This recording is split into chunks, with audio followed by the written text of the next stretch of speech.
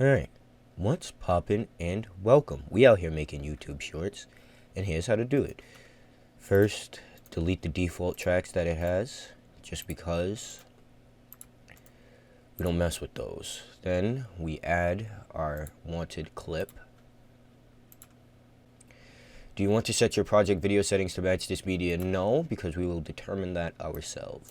Right, great. It put in 2 new default bare bones tracks for us. That's very nice. Then we just see the clip that we're working with. You got the thing in your hand too. First of all, you insane? Yep. I'll whoop your ass. Oh boy! Looking good, looking crispy. Boy! Right. So there's 3 ways we could go about making this clip a YouTube short compatible clip. So first we go here, project video properties. What we do here is basically change this template here, where the video is going to be put onto. I already have one. You could make a custom preset, but here's how you would do it. The width is 1080. The smaller one of the two, the video left to right, is going to be a little bit skinnier. The height is 920. The video up there is going to be raised. And boom, we have one version of this YouTube clip or YouTube short that you can make. This yellow bar right here is what you would use to determine where you want to render. You could check a box that would say only render in this distance right here. So you use this yellow bar to basically render out certain things if you had a bunch of other stuff there and you only wanted one clip. And if you look down here at the bottom right, this is the length of that yellow bar. So it'll let you know you have to stay under 60 seconds or 1 minute. That's the length for compatible YouTube shorts. So stay under there and it will be good. As well, make sure your dimensions are here as such. If you wanted to change the name of this and save it as something, let's call it blah blah, you'd hit that with the save, and oh yeah, okay, yeah, that's the one I just made, and boom.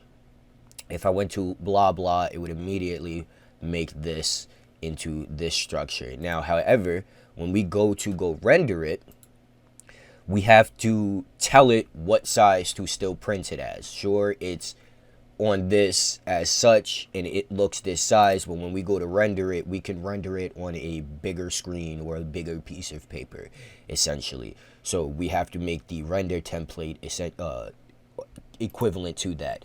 So the way you would do it, I already have one called YouTube Short, but let's say we just went here and we wanted to do it here. Allow source to adjust frame size. Actually, that's not it. It is here. It is here. It is custom frame size. We go to custom frame size. Our width again is 1080. From left to right, it's skinnier, and 1920 from top to bottom, it is taller. And then when we hit OK, we'll have this one with the asterisk next to it. But if you wanted to, you could save it. I have mine saved as YouTube Short. Render in which one is best for you. It could be one of these ones over here. However, for me, I do NVIDIA and VEC, so I'm going to do one like that. 80, 1920. Then you hit render. Let's render this as RDR2 clip. And as you see, it's rendering over there in that format. This is one of 3 ways you can do it. This way has the entire thing not stretched. It is just going to play the clip within that dimensions. So it kind of keeps some of its resolution and look. You will have the black bars at the top and bottom though. And we will see what that looks like. Alright, so that clip would look like this once uploaded to YouTube. As you can see, the top bars are at the top and bottom. However, the entire resolution or the clear image of the thing is playing right in here. However, in this second one, we will see another way to render this out. Okay. So now, in this second one, here's the alternate way to do it. Another way that I think looks kind of alright. We still have this same clip of me getting jumped. Red Dead Redemption Reddit would disagree. They say I provoked the fight, so I'm not getting jumped. However, I highly disagree. 2 people are beating on me here, so I consider that being jumped. So we have the clip of me getting jumped in Red Dead. We then go right over here to track motion, right? And this is if you wanted the entire clip to be this entire frame. You wanted it to stretch out across this entire thing. No black bars top and bottom. It doesn't have the widescreen look to it. The way you would do that is you come over here. I don't think prevent X or Y movement really matters right now, but you could just have them off. The one you do want off is lock aspect ratio. You do want scale about center on. So basically, with the aspect ratio off, you can bend it any which way, but with it scaling about center, it's not going to move the video from, quote, the middle, and it allows it to somewhat stay in line. Like it's at least going to be relative to what the original center of the video was. If you take that off, I think you'll be able to just like, let's see it for a second. If you take it off, yeah, you can get it to do that, and it's a lot harder to move the box like this. If you want to restore it, you just hit restore box. It puts it back to its original format. We want to scale about center, which makes it easier, and now I can drag up and move to the left and right at the same time without it just moving one direction, and creating a little bit of an uneven view. So this is the other way I like to do this. This you can, with track motion, you are moving the entire track somewhere or morphing it. So when you go over here on these bars and hit track motion, you come over to this screen and you can keyframe how you want the track to look when it appears. This is also how you would get it to be like smaller. Like if you had another video in the background and you wanted this to like drag across and go wee woo, like, that's how you would get that to do that. So we restore box, we come over here and we try and get it like as full on the frame as possible. This is where you would do something like this. I like to close the other tabs so I just see the video preview section. And we get to best get this closer. If you zoom in, you usually move between a smaller frame of pixels. So we zoom in and then grab a corner once again.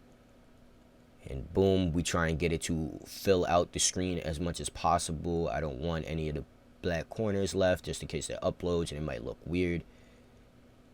Erase all the corners and make sure they all touch at the same time, and then boom shakalaka, something like this.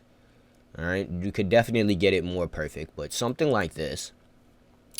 And also for track motion, make sure you hit hold if you want it to just stay at this. If you want it to change, that's a little bit different. You could do that. Also, I like to hit copy, then cut it, but then just place it at the beginning of the track so that I don't really have to worry about if I place something here later. Like say I wanted another track to look like this. If the track motion dot was over here at the start of this clip, anything placed before, it might not have the same size, or it might have the linear progression with the keyframe, so it might morph in size along the way. I just like to move it back when I know I'm certain that I want this clip or anything on this track to look a certain way. I like to just put the keyframe all the way at the front and hit hold. That means to me, anytime I place something on this track, it will look like this video, the one that I did set up right here. So now that we have that like that, let's see what getting jumped looks like with Dead by Daylight stretched res. Oh, it's getting crazy up in here. Oh. And it looks good. It fills out the screen. If this was playing on mobile, their entire screen would have this video if they enlarged it. I think it looks okay. So we're going to render it out in the same thing. It's in the same template as blah blah, the one we just did, 1080 by 1920. Let's put fields best. Let's put audio sampling as best. Boom. You actually do notice that stuff a little bit. I feel like it grabs the information a little bit better when you put those settings on. So then we hit render as. We have this one here. Let's make sure the template is the same though. 1080 by 1920. Very nice. Gorgeous. So now let's call this RDR2 stretched res. And we're going to render this out as such. And we will see what this one looks like uploaded in this manner. Alright, so we have the clip rendered out, and here's what it would look like morphed or modified to the size of the screen. As you can see, compared to the first one, it does not have the black bars, and the entire short encompasses the entire space that YouTube gives us to use it. It's the same clip, but down here you can see that it has the black bars. These are the first way we rendered it, and its resolution is just in the middle, and it does have a sharper look, but in between those bounds. If you wanted it to encompass the entire thing, it would be the method we just did, and it would come out looking like this. Beautiful. This is one other way to render it. Now we have this last way of how to render out a clip if we wanted to. So we'd go over here, I'm going to erase what I did on track motion. We would restore box, so it would bring it back to its original field. And when I check, yep, it's back to looking like the first clip. It's still on the piece of paper that we set. The piece of paper that we set it to be on is this 1080 by 1920. When we render it out, we tell it to render it out on another piece of paper that same size, 1920 by 1080. The other way you could do this is if you come here to event pan and crop, and this is if you wanted the there's more to see look, or there's something you're missing out on look. This is how you would get that image. You would come over here and basically use this portion. Actually, play a little funny here. I think to better prove my point, I'm going to need the stretched res back. Yes. Okay. So the other way you could do this is something like this. This is how you would get those clips where it seems like it's just zoomed in to one portion of it, and there's other stuff happening on the left and right, and you might not be able to see it. If you wanted this type of look, size about center, yes. Like aspect ratio, yes. Let's actually just keep it like this. You could change it. You could make the box whatever size you want. If you wanted to change the aspect ratio and do it like this, you know, you could have the box whatever size you want. It doesn't matter. But this is how you would get this type of clip. How did he get here? Where you can almost tell that there's more going on screen. There's some stuff cut out. It kind of does give the immersion or the want to go see what the rest of the clip is. This is how you would do it. You would use event pan and crop, not track motion. Track motion moves the entire track. Event pan and crop changes just what we're seeing out of the clip. It's looking at a specific portion of it. And this is how you would get that look. To be honest, I have not rendered anything out in this format. I think this looks corny. But this is the method of how you would do it. Especially if you wanted to move it along the ways.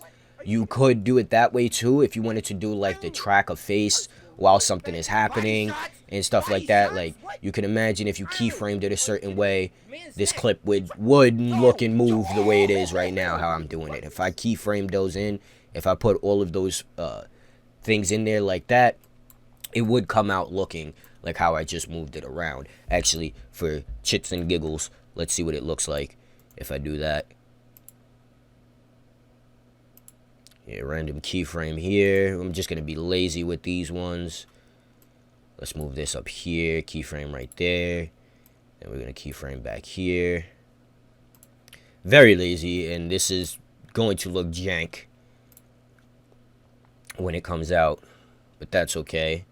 And another one here, so I just want to let it know that I still want you to be there. Put that one right there. That's nice. They jumping me. They jumping me. It's all cool though. It's all cool though. And I'm slumbered. All right, beautiful. I set in the last keyframe like right here or something like that. Now, let's render out this clip and see what this looks like. I'm gonna title this one Goofy. No. Yeah, Goofy Corny. Goofy Corny. RDR2. And let's see what this one looks like. How did he get here? Alright, beautiful. And this is what that clip would have looked like. Literally broke my ankles. Oh, yeah. How did he get up there? This is looking YouTube short Is that ever gonna be clickbaity. explained to me? Like, Oh, yeah. What route did he take? He was behind me. Phenomenal.